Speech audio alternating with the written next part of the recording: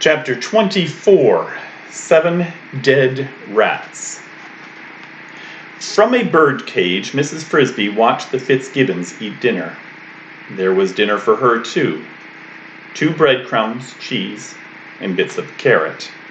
On the floor of the cage, along with a small bowl of water, the cage had been occupied until a few months before by a yellow canary named Porgy, who had lived in it for 5 years and then died of old age. To get out from under the colander, Billy had slid a piece of cardboard beneath it, pinching her foot sharply in the process, so that it hurt when she walked. She had been transferred first to a shoebox. "Can I keep it?" Billy had asked his mother. "For what? It's just a field mouse. For a pet, I like it." Billy had tried to look at Mrs. Frisby through some holes he had punched in the top of the box, but it was dark inside. "I suppose so, for a few days. You'll have to feed it." "I think I'll put it in Porgy's cage. I can't see it in this box. It must be hungry. It was trying to eat Dragon's food, dumb mouse. It might have been killed." No one had noticed the small torn piece of paper at first. Then Mrs. Fitzgibbon had absently picked it up and tossed it in the wastebasket. A few days, Mrs. Frisby felt sick, and after a few days, then what? Would they let her go?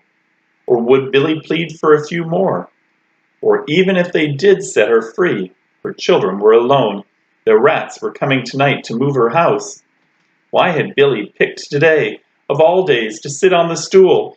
She had not the heart to eat the food that lay on the cage floor. She felt like weeping.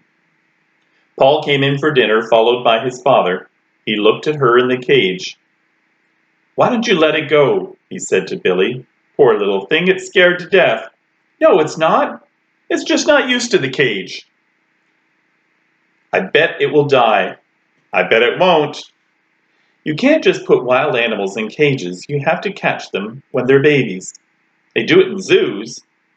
"Yes, but they know more about it. Anyway, a lot of those die too." "It's strange that it was in here at all," said Mrs. Fitzgibbon. "I haven't seen any signs of mice. I didn't think we had any." They sat at the table, and Mr. Fitzgibbon served the stew. It was a long, square-cut farm table, big enough to feed, besides the family, the 4 hired hands who had been working with Mr. Fitzgibbon during the planting and harvesting. The Fitzgibbons sat together around one end of it. Mrs. Frisby's cage hung from a metal stand in the corner on the opposite side of the room, quite high up, so that the floor, where she crouched, was above their heads. She could watch them looking down, but if she retreated to the far side of the cage, they could not see her, nor she them. She kept hoping that Paul would resume the argument with Billy and win it, or at least convince Mr. and Mrs. Fitzgibbon that they should let her go. But Paul was now busy eating. So moving quietly, she crept to the back of the cage. There was a sliding door halfway up the side, which Billy had lifted to put her in. Remembering Nicodemus's story, she looked at it, wondering if she could climb to it, if she could get it open, if she did. Not now, but later, when they had left the kitchen. Maybe, but it looked quite big and heavy. She thought about her children again. Surely, when Justin had waited a little longer, he would realize that something had gone wrong. He would go and talk to them. But what could he tell them? "Children, your mother went into a kitchen with Dragon, and she hasn't come out." No, but whatever he said, they would be dreadfully frightened and worried. Poor Cynthia, poor Timothy, poor all of them. She had one small satisfaction. Dragon, who had been admitted after she was safely caged, had eaten his bowl of cat food greedily, sleeping powder and all, purring as he licked the last scraps from the bottom. Billy was looking at the cage. "There," he cried. It walked. I saw it. I told you it was all right. He started up from his chair. Billy, stay in your place and eat your stew, said Mrs. Fitzgibbon. The mouse can wait. Speaking of mice, said Mr. Fitzgibbon, who had driven to town that afternoon, there was quite a stir today at Henderson's hardware store. About mice? No, but nearly. About rats. I went in to order the new linchpin, and there was quite a group there talking about an odd thing that had happened. It seems that 6 or 7 rats got themselves electrocuted there a few days ago. Very strange. Henderson sells motors. He has a whole shelf of them. The rats, for some reason, had got on the shelf. He says it looked as if they were fooling with one of the motors, trying to move it. That's a new one, said Paul. Rats stealing motors. They weren't really, of course. Anyway, it happened during the night. When Henderson, came into the shop in the morning, he tried to turn on the lights, and the fuse was blown. He found the rats all grouped around the motor. It had been left plugged in, though it was turned off. They must have been gnawing at the insulation for some reason. At least that's what he thinks. They caused a short circuit. And all bunched together like that, the current went through them and killed the lot.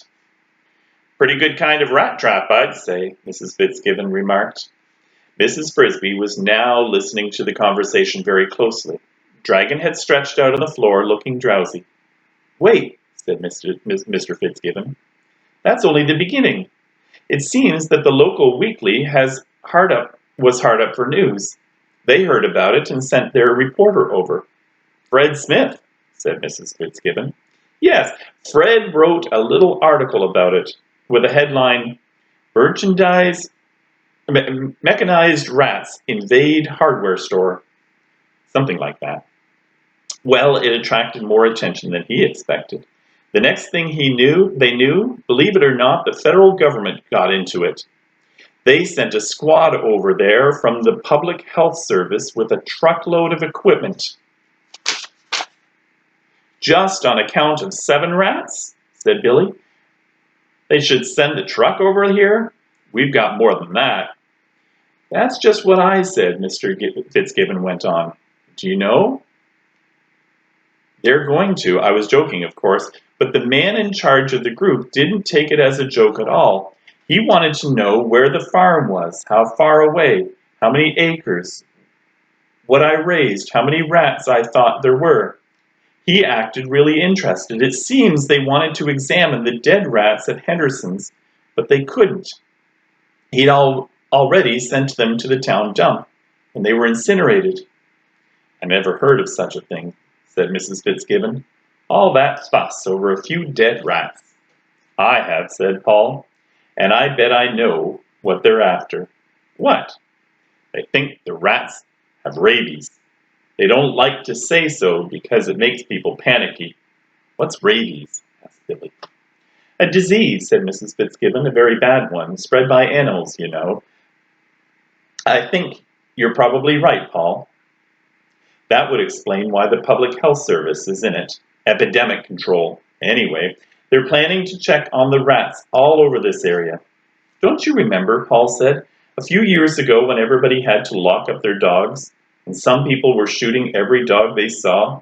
That's why they kept it quiet until they're sure. And another thing, they taught us in the vet course in school that when an animal starts acting strange, it may be a sign of rabies. Well, chewing electric wires, that's strange enough. And they think some rats here might be infected? Mrs. Fitzgibbon sounded worried. I suppose they must, said Mr. Fitzgibbon, though they never mentioned rabies at all. When are they coming?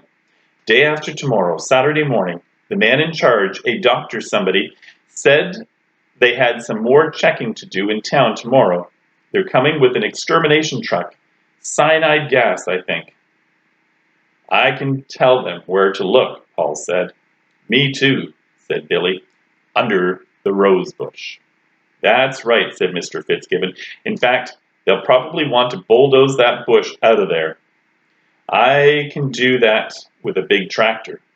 "Bulldoze my rose bush?" said Mrs. Fitzgibbon indignantly.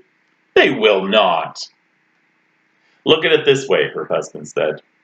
"I've got to get rid of those rats anyway. They already decided to. They're stealing too much feed, seeds too, more all the time. If I paid an exterminator to do it, they'd charge a couple $100. If the government will do it for free, why shouldn't I let them?" "Well," said Mrs. Fitzgibbon, still not soothed, "then you can spend the money to buy me some new rose bushes." "That's just what I had in mind," said Mr. Fitzgibbon with a smile, "and maybe some lilacs too." Mrs. Fitzgibbon had always wanted a lilac bush. They were her favorite shrubs.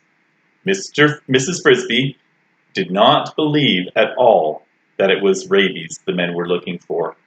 She wished Mr. Fitzgibbon had been able to remember the name of the doctor somebody. And now she had another urgent reason to get out of the cage. Somehow, she had to warn Nicodemus. Somehow. Dragon slept on the kitchen floor.